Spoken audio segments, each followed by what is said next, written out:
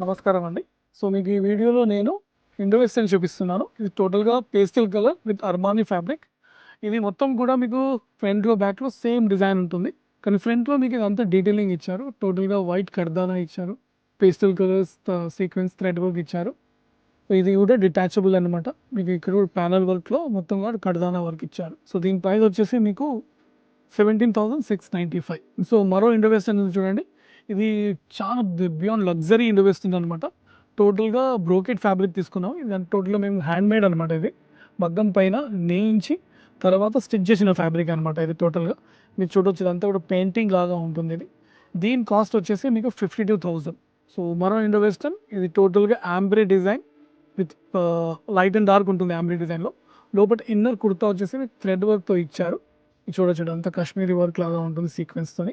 బయట over coat కూడా మీరు చూడొచ్చు. లైట్ అండ్ డార్క్ ఇచ్చేసి మీకు ఇక్కడంతా కూడా సీక్వెన్స్ థ్రెడ్ వర్క్స్ ఇచ్చేసారు ఇది. ఈ ప్రైస్ వచ్చేసి మీకు 15,750.